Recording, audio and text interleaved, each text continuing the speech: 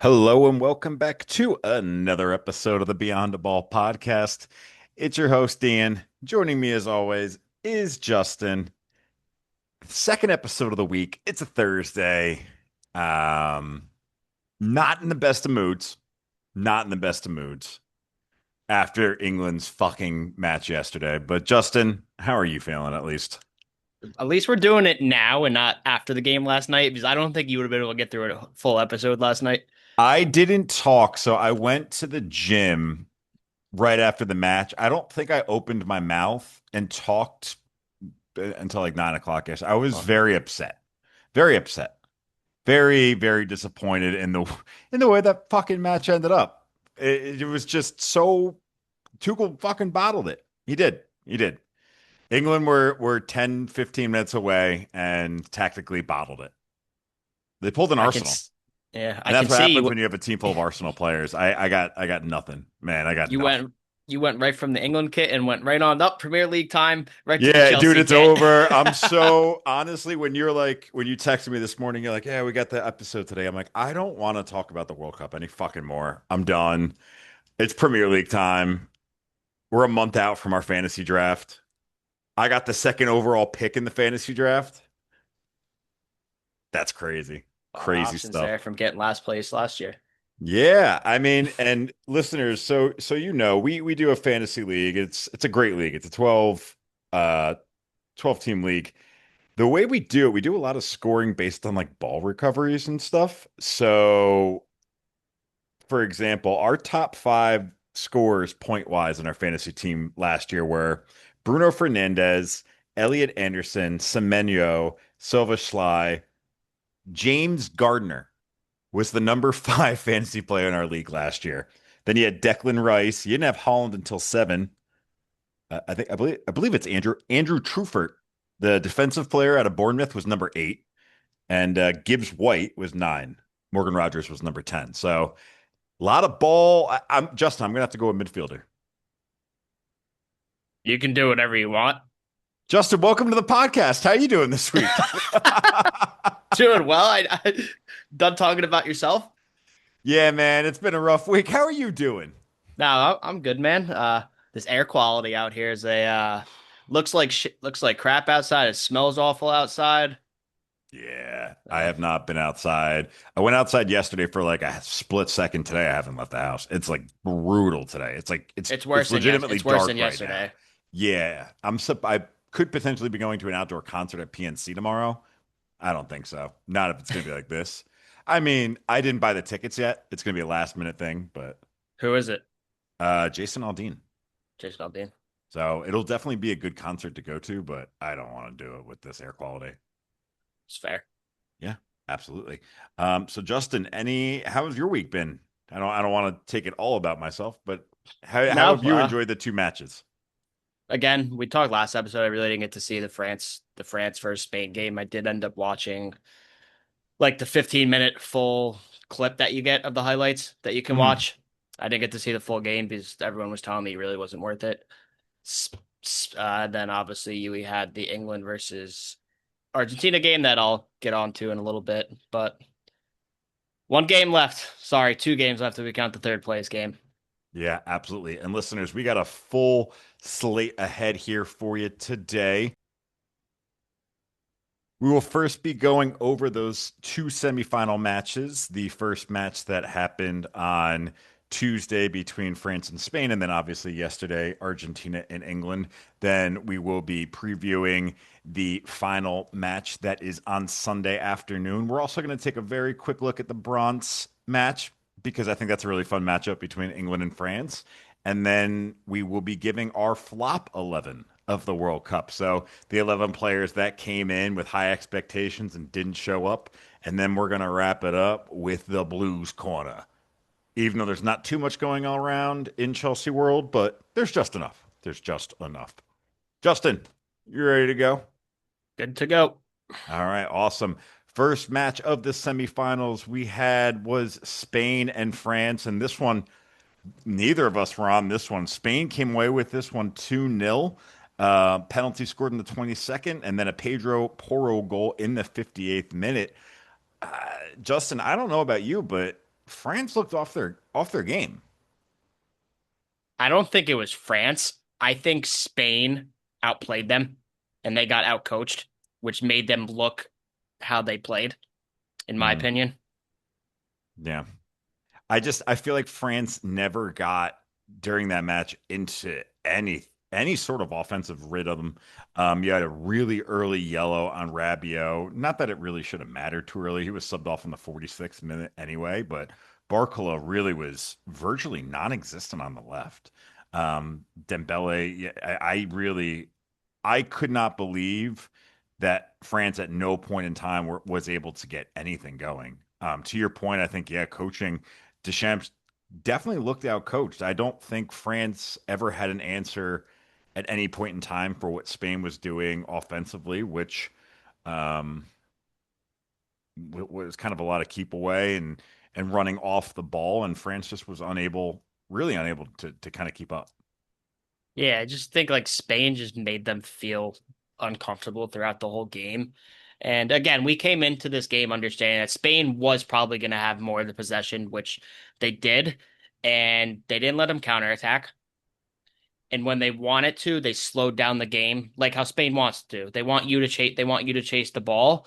And I think that was one of the keys to their victory is the amount of defending Mbappe had to do, Elise had to do, Dembele, Rabiot, Elise, all the amount of times they had to defend was long stretches, couple minutes of them not touching the ball and then getting them out of position, which Spain played to their strength and it disrupted France. But I do think we did talk about it. I think Lamine Yamal did step up this game. What I said, I think he did change the game. Obviously, he drew that one penalty kick, but I think everything dangerous went through him, even though he wasn't causing issues with the ball as much, but his movement was causing the French defense to shift defensively and create space for his teammates.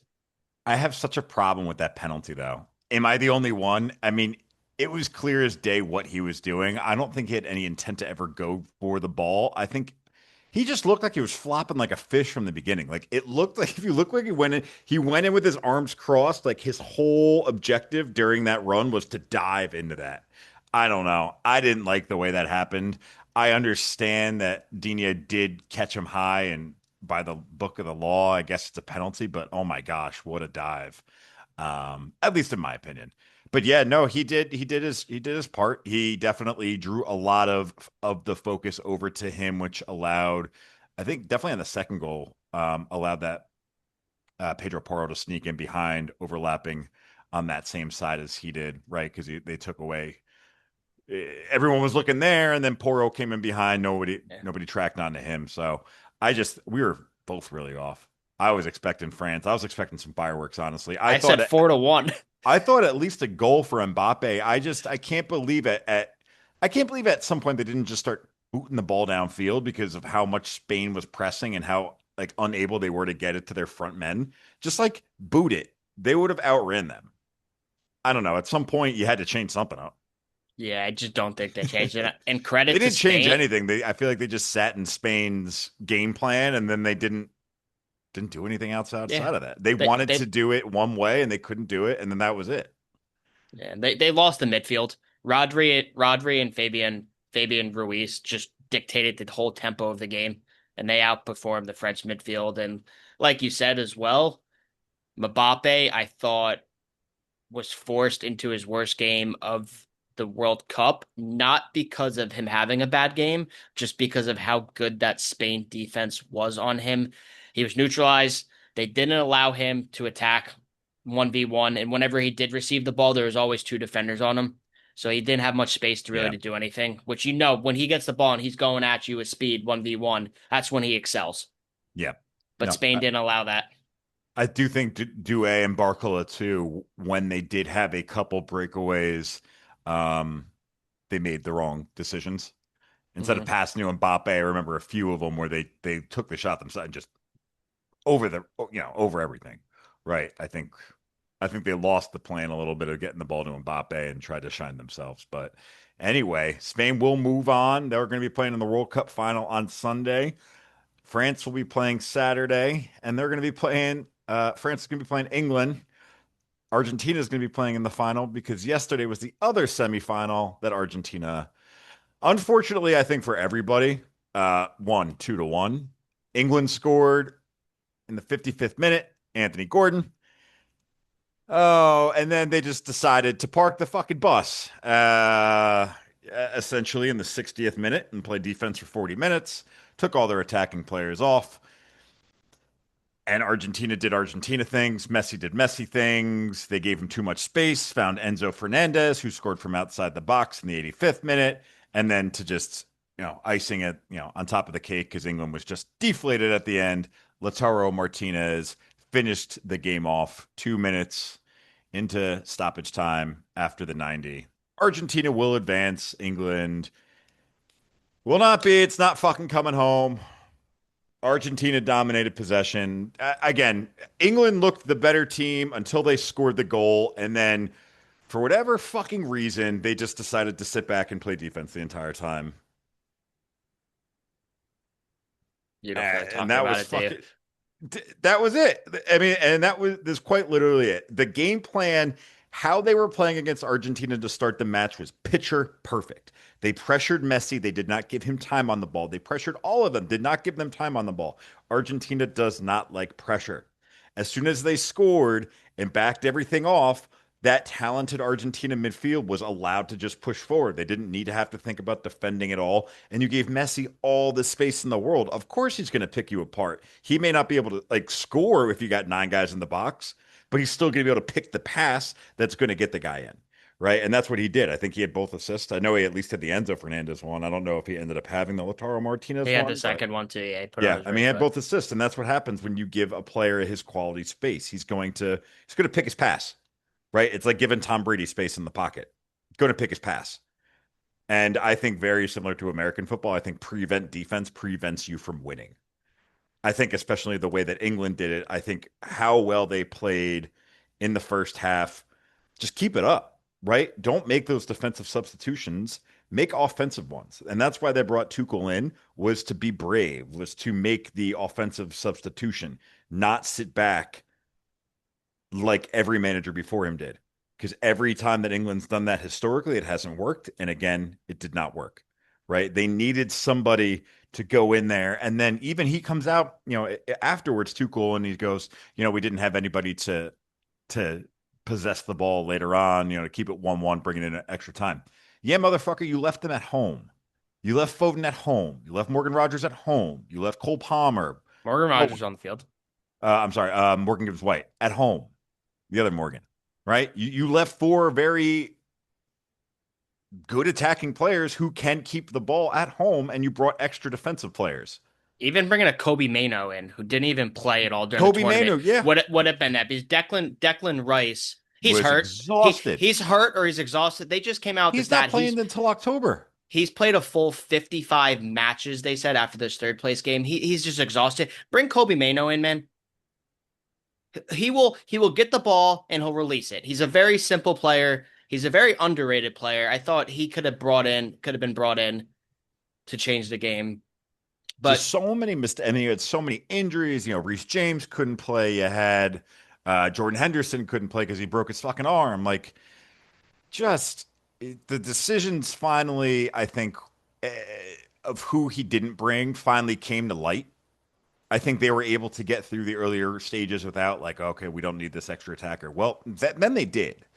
They did. But I think what happened, again, I think the tactics killed them. I think once they switched into full defensive mode and then gave up that goal, then they're like, England was very, I knew it as soon as that goal went. I'm like, well, this is it in extra time or regular time. Argentina's going to score the second because they were knocking on the door the whole time. And then even when you saw England try to get out of their own attack, they couldn't. They were exhausted. You can't play defense for 40 minutes.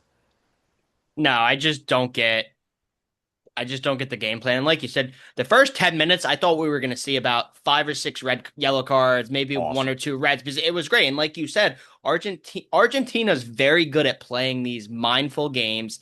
These, I'll use the word dirty because they do play dirty. They are probably one of the dirtiest teams in the world, if we're being honest. But they do it where they're not getting caught as much and they're making it a mind game with the other players to throw your team off, which I Mhm. think of they did eventually. But like you said in the beginning of the game, I thought England did a good job to matching that. And then it's just simple, like you said. You score one goal and then you just sit back. And I want to repeat what you said. Like, how many times have we talked about like a Man City when they go up one or two goals and they put their foot off the pedal and then they just keep the ball and try not to score? This is obviously a little bit different, but you go get that second goal. I don't mind you sitting back then. Because then you're probably thinking a little bit less time. You're probably thinking 20 minutes you can sit back with 11 and see where it goes. But once you sat back, you scored in the 55th, you're sitting back and ended up being what, take 10 minutes of extra time? 9, yeah. Yeah, 9. So you're thinking they're going for six, do my math real quick. 40 minutes of sitting back. And the first sub, I think, was in the 70th minute, if I'm right. Pretty sure it was Dan fucking Byrne too. Give me one If you, second. yeah, if you want to Yeah, it check was. It was that, Dan. No, no, no, no, no, no. It was Ezri Konsa for Anthony Gordon, and that's when they went to a back five. which, and like you said, Back this five. this Argentina team, you've seen it against Cape Verde, you've seen it against Egypt. When you sit Back back on that, five. when you sit back on them, they love it. And this is where Messi's just a genius with it too, because now he has to do less running. It's not like he's running crazy in the game. Now he starts to shift out wide. What happens is the teams now, we'll use England for example, now have to shift over, send two defenders on him because he's such an important player. And you saw it on the Enzo goal. Two people shifted over to Messi, played in the middle. Enzo had a shot, which to be fair, great, good goal. It was a But great goal. Pickford's getting a lot of shit, if you heard from a lot of players. Jude Bellingham too was not happy, but we don't have to go with that. But even the second I goal, think it was a good goal. it's just everyone's his eyes are your eyes are on him, and it just causes so much distraction on the field. And then you get goals from him. That's what Argentina's good at. And they've done it this entire tournament. What have I said? They don't wake up until the 65th, 70th minute, and then it's like, okay, time to play. And they score and they win games in fashion. I hate it. But yeah, it's that one. What do England you two. think now? What do you think about Messi stepping on Spence's foot, it not a foul not being called, and Argentina scoring the other way? Again, I am not. England lost. However, that did happen in the Egypt game, and that was called back. What are your thoughts on that? I wasn't gonna bring it up because I feel like I've been the one this entire World Cup who's been getting into this I don't. Argentina I just. controversy and these What are your VAR thoughts? things. But they're similar. They are very similar. They're similar. Why was one checked? Why was this one not checked? Also, this is gets me into a little argument. When this happened to Argentina against Egypt, where did all the Argentina guys go? Right to the ref, correct? What Should have been all. happened? What happened when Spence got stepped on here? What did the England defenders do? Nothing. There was no going to the referee and trying to fight it, which is a little fishy to me. Hmm? But again, I see the point. Like if you're gonna call it for one, you got to call it for the other, and they were very similar. But again, I've been saying it, and I actually didn't think Argentina got a lot of calls this game. To be fair, I actually thought this one was pretty No, evenly ref out I of thought all it the was an even games. match. And that's why I didn't want to say anything either. And again, I do think England lost the match. Oh yes, However, that however, either and I don't think what Messi did on Spence, and here's the thing, I don't think that was a foul. So then the other match it shouldn't have been a foul either. yes, it's got to go both ways. You know what I mean? Like I don't think Messi that was a total accident. So fine, keep your goal, but then it shouldn't have been a foul in the Egypt game. Obviously, we can't go back in time. Yeah. Obviously, some players clearly get more calls than others, it appears. It's a damn shame. It's a damn shame. I But feel that like will even if they called that, I don't think England was going to hold on anyway, just because of no, all I those think they're going to defenders they figure had, out a and they had way no in attack, anyway. they had no attacking power. And by the way, Harry Kane was atrocious again. Yeah, he was. Besides that one goal he set up for the assist, but once you made him sit back as well, his Yeah, I it's mean, done. of Take him course. off. Take him off. Right. They should exactly. Like at that point, what is the point? Why would you just take him off for the defensive player, not Anthony Gordon, who at least could have played on the counter? Yeah, Harry Kane at many times during that time was like in the box playing defense. That's not what he's It was supposed to be crazy. there. Yeah, Like he's not supposed to be there. Of course he's not going to play well. Like I think he at one point like had to just kind of clear the ball out, and people and then the announcers were like, "Oh, not a good play by Kane." He's in his own defensive box. He's not a fucking defensive player. He's a striker. Like he doesn't know what the fuck to do. He's just like, all right, I don't want to give up a goal. Ah, you abysmal. got Tuchel until the 2028 I think he Euros. might get sacked. I'm like pretty sure. I've been listening to TalkSport. Like they all are calling for him to be sacked. That's it. He might not make it. He may not make it to the bronze medal match. Like that's how bad it is right now. They are like because here's the thing. Garrett Southgate was doing the same thing. You just got rid of It's him. a repeated cycle. Right. So they're just like, okay, we give you 5 million to do the same shit. Like, what the fuck? Why wouldn't you just keep that guy? I don't know. And then he's just been an asshole too after the fact. He's been really rude to reporters and stuff, and yeah, that's not gonna fly. That's just not the English mentality. But anyway, we'll see. We'll see if he makes it to Saturday. I hope fucking he doesn't. I hope he's on the next flight home.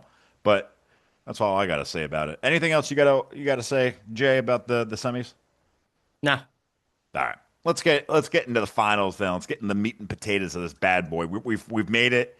World Cup is finals finally here. It's gonna be held at the beautiful MetLife Stadium. I really hope to goodness gracious that there is no smoke in the air for that final Sunday because that would suck. I actually just thought about that too because I forgot it's in NetLife for a second, and I didn't even think about that because that will be a problem. I think it's too early to tell. It's Yeah, that would really. wow. The air quality for me just went from 85, which is like moderate, to 159, which is Yeah, mine's unhealthy. 160, 170. Yeah, That's why I'm like, I don't know about the yeah. So that'll we'll that'll have be to see. crazy. But yeah, the final as it stands right now will be happening at MetLife on Sunday. It's going to be Spain and Argentina. Justin, give me your gut reaction here. Who are you going with? I want My the gut gut, reaction first. Well, actually, you know what? Yeah, you know what? Give me who you got winning first, and then give me your reason. Spain's home, Argentina's away. Not that that really matters. my gut, re my gut reaction wants to say Spain, Okay, but then my common sense of knowledge wants to say Argentina. And I'm these kind of are the same both way. these are both teams that I've talked very low of Spain this tournament, that I didn't think they were an enjoyable team to watch, not enough attacking power, just keep the ball too much. They're winning games 1-0, 2-1, stuff like that.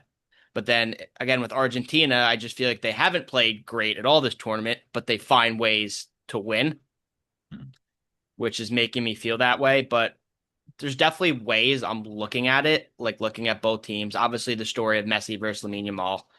That's what everyone's going to be looking at. I think both teams are very similar on attacking. I think Spain's going to want to keep control. We know Argentina's going to want to keep control as well. But I think Spain right now, I think they do have the best football team at this World Cup.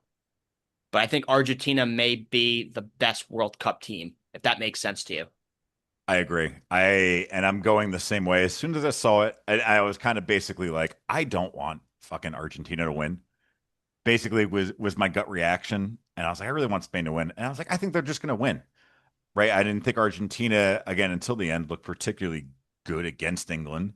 Um, but yeah, I think when you go into it and think about it, I think Argentina, they've been there before and they've done it before. And I think that's Yes. one of the things that, although Spain has won the World Cup, it hasn't been as recent, obviously, as Argentina. Argentina was, 3.5 years ago they did it. So a lot of these players are the same players, right? And I think that means a lot. The Spain team, they have won something together at the Euros, but the World Cup that they won has been these players weren't on the team.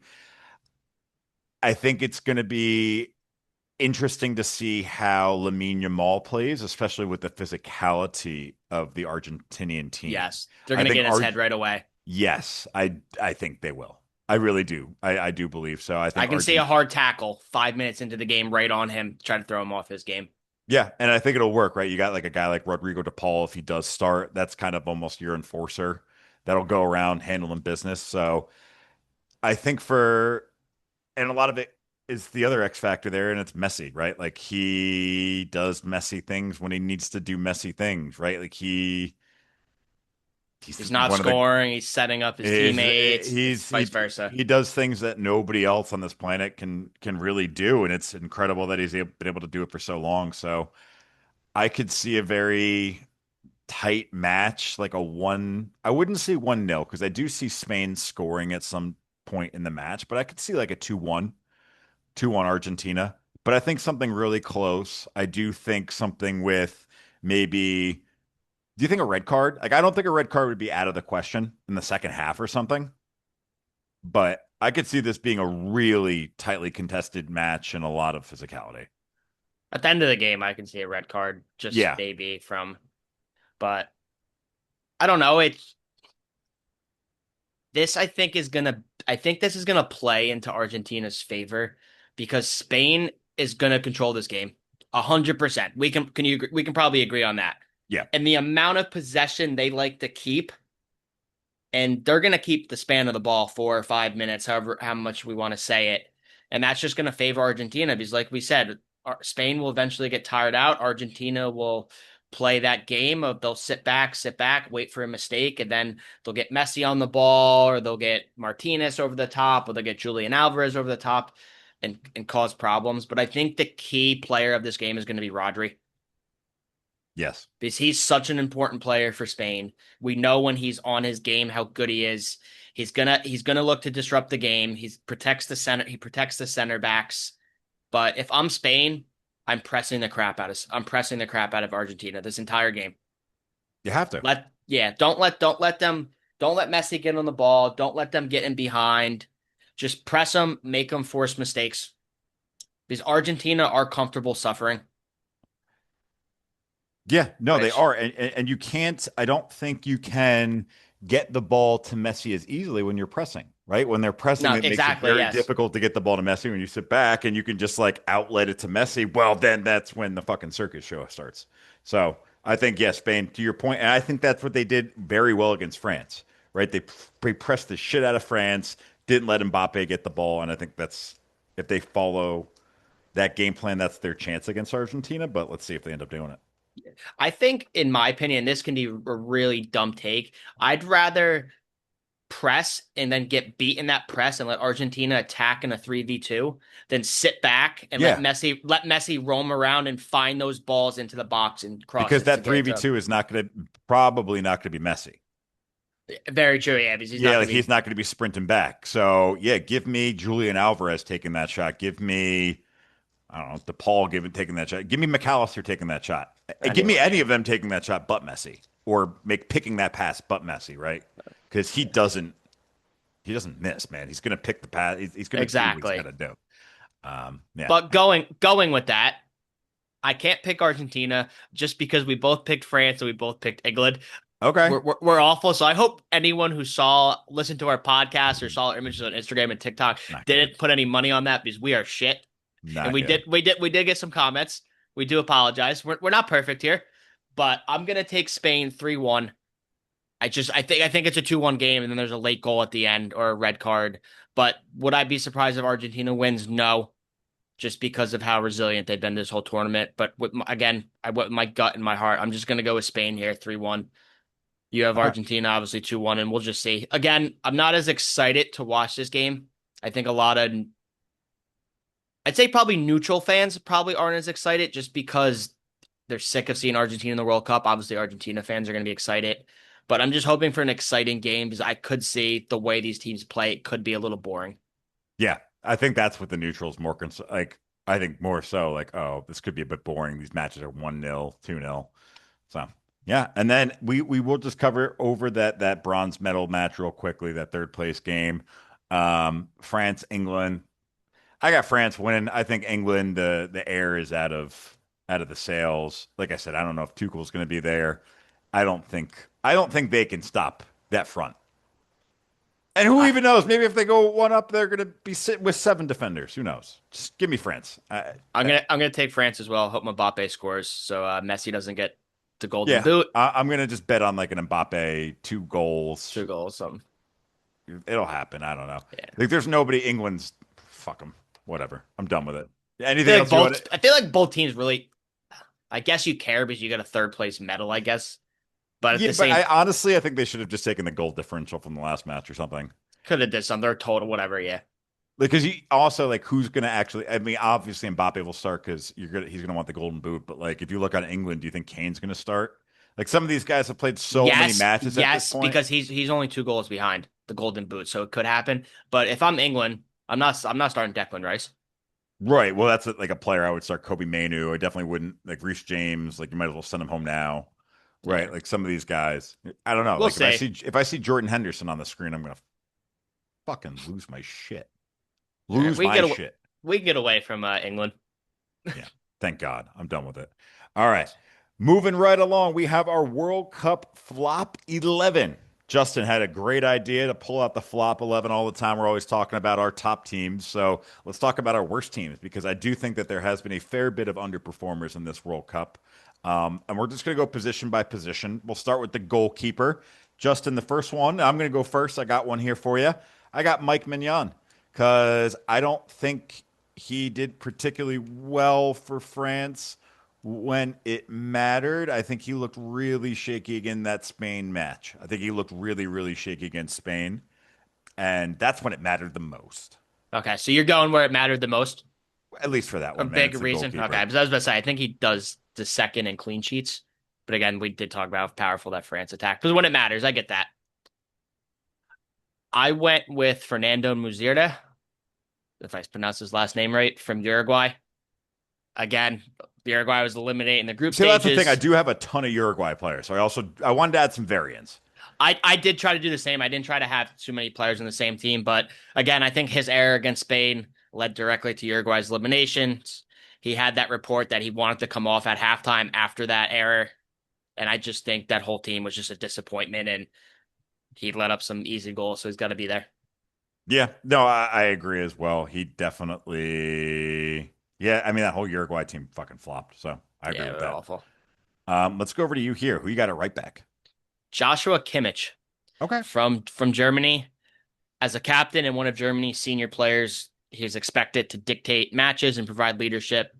Instead, in that game against Paraguay, even with the ball, it just looked too slow and too predictable. And again, the penalty when it comes to that penalty kicks and you have to step up as a leader, just wasn't there for the team. Okay. Okay. Who do you have? I'm gonna go. So I got this guy, but and it's kind of going to go around with the rest of the team. I got Cancelo for Portugal. Yep, I can see that. Yeah, yeah, I think because Portugal relied on him a bit. He's a guy who isn't really a pure defensive right back, right? He's a guy that's supposed to get in there in the attack, and he really didn't do much. It looks like he had one assist this World Cup, and when you play 5 matches for a team like Portugal, you're expected to do more. And Portugal as a team flopped. I do have some of those players in here as well, so yeah, give me Cancelo on the right side. So, all right. You want to go with your first center back? Yeah, I'm gonna go with Upamecano.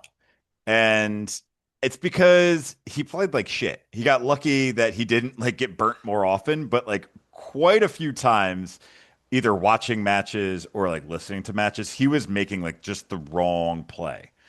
He was like heading the ball back into dangerous positions. He just didn't play overly well. So yeah, give me him. And he didn't produce anything offensively. He didn't Yeah, help out on any set pieces, which is something like that he should do and usually does. So yeah, Upamecano there. I can see that. Okay. What's the center back's name from Senegal? So I'm gonna say it wrong. Kalbu. Kolo. Thank you. Him, because I can't pronounce names for my life. He used to Uh, play for Chelsea. yeah. Obviously for Senegal, again, obviously an older player who has that leadership with him. I just thought he was poor, even though that Senegal team did make a nice little run. I think the entire tournament is poor.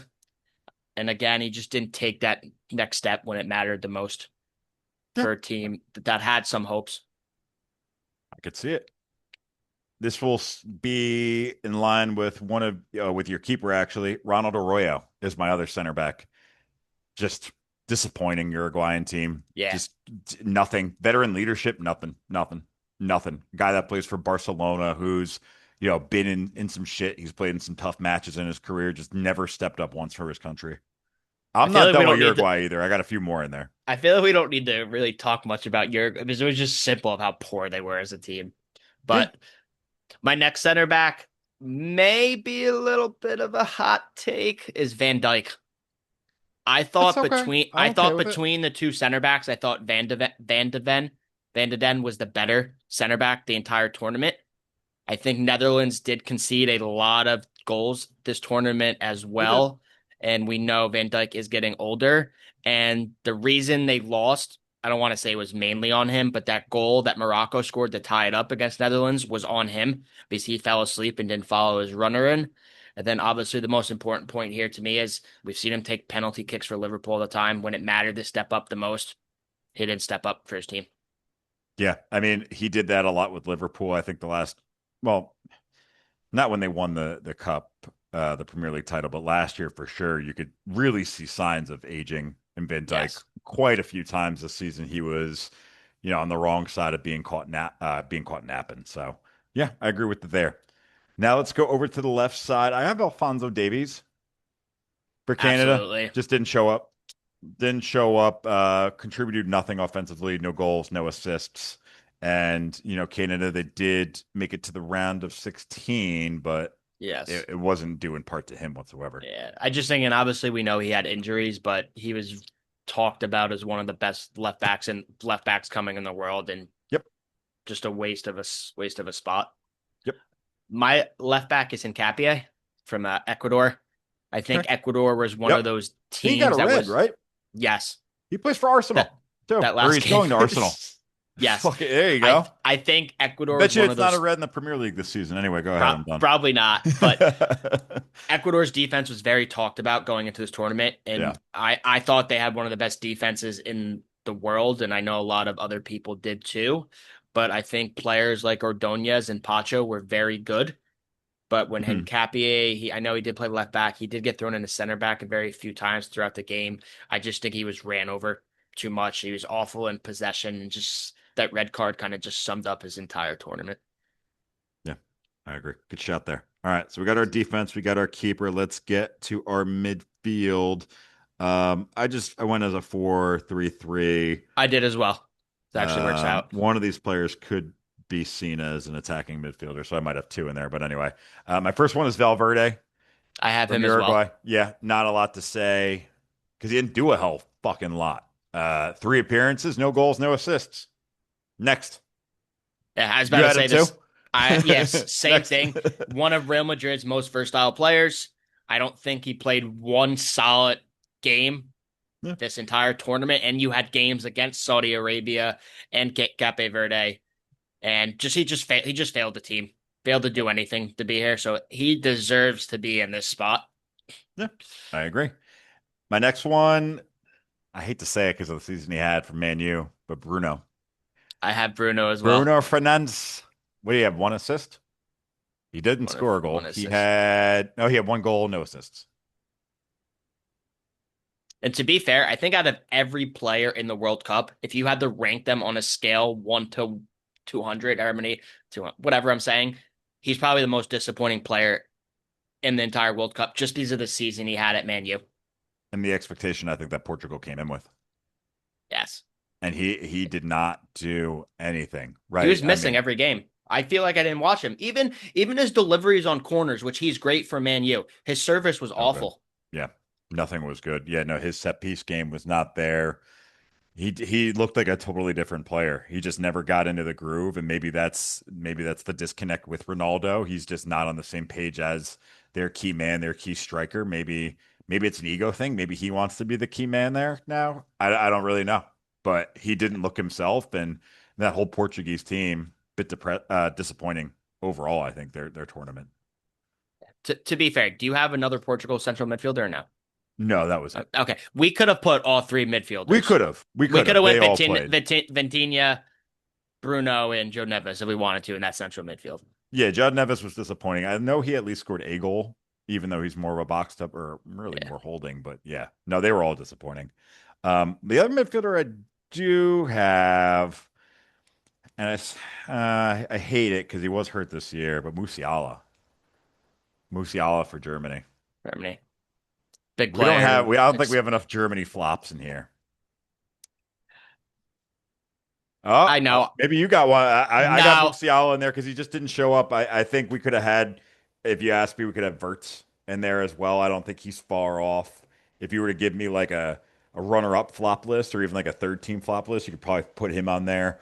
Um, but yeah, give me Musiala. Didn't show up, and I know he was hurt this year, but statistically, again, just did not show up this World Cup, which is unfortunate because he's a young player and he is a key cog in that German team. no, I agree. And like I could have had Neuer was my other goalkeeper as my other Yeah, flop. He was my that's second one. I almost had I almost had Kai Havertz as my striker when talking about striker because I didn't think he was the greatest. But my other center mid, and as a big Scotland guy, Ian, Scott McTominay. Scott McTominay, I just Yep. thought he coming into the tournament is the best player on Scotland. He's got the leadership. He knows how to score goals. He knows how to control the tempo of the game. But I just think he underperformed, and I think he was outperformed by John McGinn. And looking at this tournament, I probably would say John McGinn was their best player, and I just didn't produce much going forward. hmm I would agree. I didn't think McTominay provided much for Scotland. Yeah, bit disappointing for him. I think they got drawn into a tough group, but They did, definitely. I think, had the drawing go another way, maybe we're not saying the same thing, but we could say that about a lot of players. But he definitely disappointed. I don't think he had any goal involvements. I think Scotland only scored what, one, two goals. I think it And it was two wasn't goals the him. entire Yeah. tournament, yes. All right, let's get into our forwards. I'm going to start with one. This may be a hot take, but I got Luis Diaz on the left side. One goal, one assist this World Cup. Yes, he talking about a player who came in with so much attention on him and had such a great year for Bayern and We were coming in talking and before this about a guy who could potentially be a game changer for Colombia. yes, and he just And no, didn't look at himself, like getting on the side, going 1v1 at the defenders. He was very poor coming this entire tournament. if James Ramirez wasn't as old as he was, I would have put him on that midfielder list too. But No, it's fair. I think that Netflix documentary was way too big of a hype documentary. I don't know if you watched it. I haven't seen it yet. Dude, that Netflix documentary made him sound like the next fucking reincarnation of like Zola and Maradona, and he Oh ain't it. God. Yeah, no, he ain't it. But yeah, Luis Diaz on the left for me. I'll go with my left wing is Son Heung-min from South Korea. A Son, team yeah, Son Heung-min. son, yeah. Okay, I'll say Son. Uh somebody again, South Korea team who ended up getting eliminated very early with an upset, but there's an interesting stat I found about him. He's failed to score this entire World Cup despite generating the highest expected goals total among players who went goalless at that stage. He had one Oh, shot, seven shots, one on target. He failed to score the last two games of the tournament. And again, one of your leaders, somebody who we may not see at the next World Cup, is how aging he's getting was just a disappointment. yeah. No, he definitely was a big disappointment because he is that team, and they definitely lean into him a lot to produce, and he definitely did not produce. I agree. Let's go right wing before we go striker. Hmm. Give me your right wing first. I have Neymar. Okay. Again, just to me, it's not him, even though he was shit. Just a waste of a spot on the team. He entered the tournament injured, we already know. And when he did come in, when he had those two or three games when he came off the bench and he played 15, 20 minutes, I just think he reduced Brazil's pressing effectiveness just because how old he is and he doesn't want to do that work anymore. He shouldn't have And been there. again, and it showed against Norway, and then obviously he scored that PK and was an asshole about it. But again, big He shouldn't have player, been there. big player. Obviously, he's not the same anymore. Shouldn't have been there. So Neymar, welcome to my flop list. Give me fucking Bukayo Saka. Give Yes, me Bukayo somebody. Saka. The golden boy of English football didn't show up again for England. Shocker. Shit boy didn't show up. I got I, Saka. I like that shout. Didn't even play the last. He didn't even play against France, right? Not at all. I'm so over his shit So, against Argentina. Yeah, apparently he was hurt. I don't know. He's been carrying a so knock, but even when he was, I mean, enough with this guy. If he was hurt, he shouldn't have come. yes, you're Enough of wasting this. talent. Yeah, I get it. Enough of this. Talk about a guy who shouldn't have been brought. Give me Bukayo Saka right in there. No, I like that one. And let's go to our striker here. Give me Darwin Núñez. I hate to do it to him, but Him and his dreads. yeah, man, come on. He's got to, gotta show up Now for your I country get up it, there. He's especially not. as your number nine. Yeah, just and he's a big name on that team. I hate to throw another Uruguayan player in there, but yeah, Darwin Núñez. And like we said, the opponents they played, you'd expect him to get on the Yeah, score sheet. yeah. It's not like they had a tough group. My last player striker is Neymar's good friend Igor Thiago. It's a good Again, he call. Good he shout. came he came into this World Cup to silence haters that he couldn't do it when they were watching. He started the first game as the number nine, and after that game, did nothing, and he just got dropped. And I don't think he touched the field again, if I'm being honest. I don't think he He did. I may think have you're came right. off the bench for 5 or 10 minutes of one game, but after that first game, he just never touched the field again. Yeah. No, I don't think he did either. I think he headed a few balls over the bar, and that was when they were just like, nah, good. Yeah. But all right. Good flop 11 there, Jay. Anything you want to add to any of them? No, definitely could have put more players on here, but like you said, tried to make it a little versatile Yeah. and switch it up a little bit, not having the same amount. Bo show. Scooting along, we got the Blues Corner. Justin, what do you want to talk about on the Blues Corner today? Justin White is requesting you to allow multiple presenters to share. You go ahead, big We dog. are going to talk about the new Chelsea kits. Oh, here we go. I At don't think I've seen him actually. you have not seen any of them? I think I've maybe seen one. One. Can you see my screen? I can. I see your We homepage. will talk about the home kit at first. I want to hear what your reaction, what you think. So obviously, Ooh. followers, listeners, $181? obviously, obviously, if you can't see Hold this, on. Wait, what? it is a blue Chelsea kit with a collar, and it has the a Nike sign and the Chelsea logo on the left hand. The sorry, that's not the Chelsea logo. That's the I It's the can't see. line. Sorry, Yeah. the line on the left, and then it actually has in the middle of the jersey, like the Chelsea logo is like put into the jersey, which is pretty cool. It's like a Yeah, blue, faded into it. blue and yellow kind of jersey looking. What do you think about this, eh?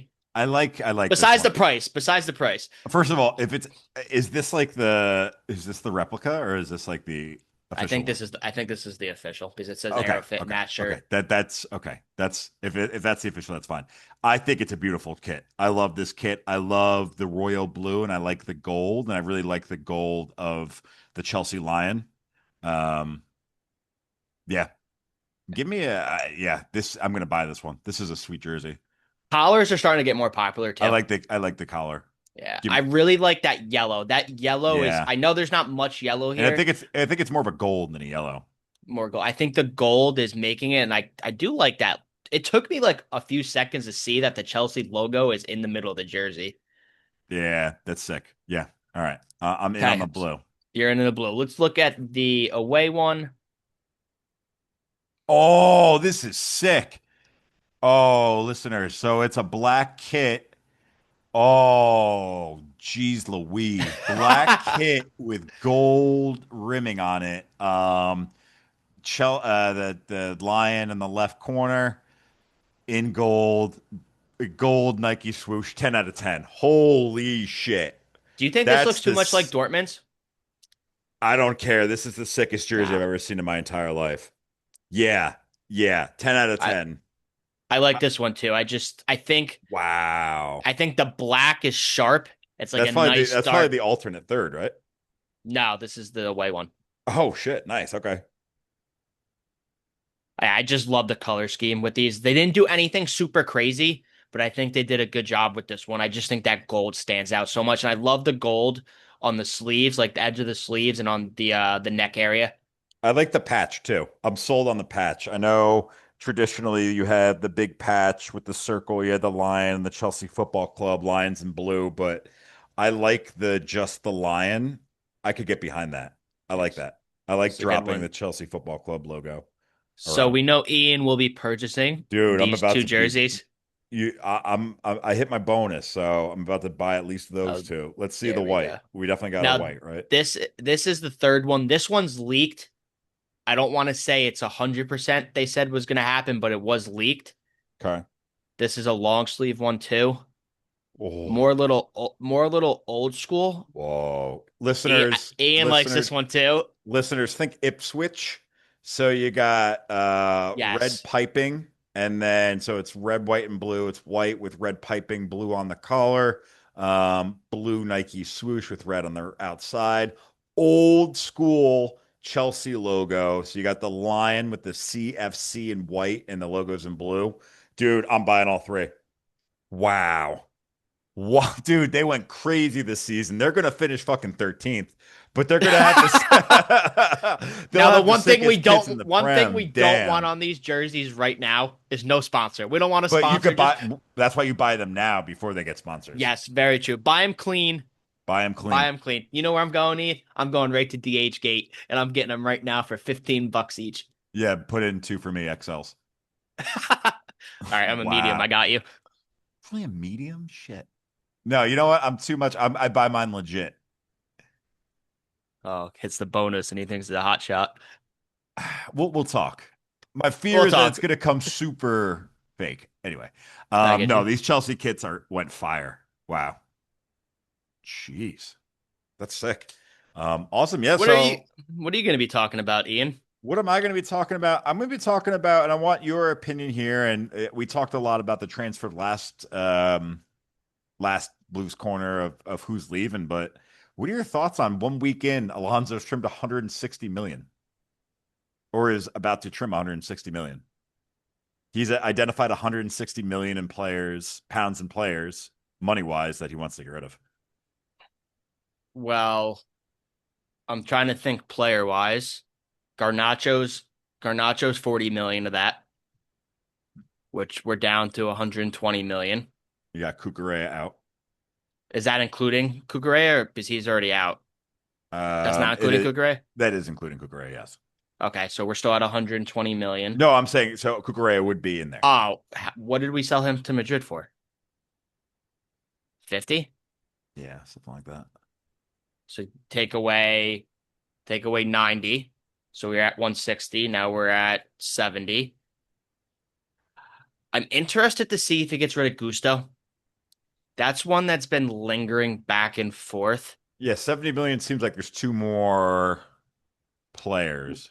Well, that takes away Enzo Fernandez right from there. Because if we said 160, Enzo would be the only one leaving because of how good he's playing. I think his value go up. I think he's gonna stay. I'm trying to. I hope Liam Delap is part of that, but you'll probably only get 10 million from him. Right. What about Gittins? How much are we gonna get from Gittins? Again, these are players. I wish I knew what the value of them we can get from. I can tell you what I can think, but it can be completely wrong because I think they're shit. Like knowing Gittins, we can probably get 15, 20 million, but we also paid what 60 million from him from Dortmund. Okay, here we go. I think we have the breakdown of the numbers right here. Alonso picks 5 players who can leave Chelsea at the right place. They claim that 5 players have been told by Xabi Alonso that they can leave. The new manager has already admitted publicly Alejandro Garnacho is one of them. Yes.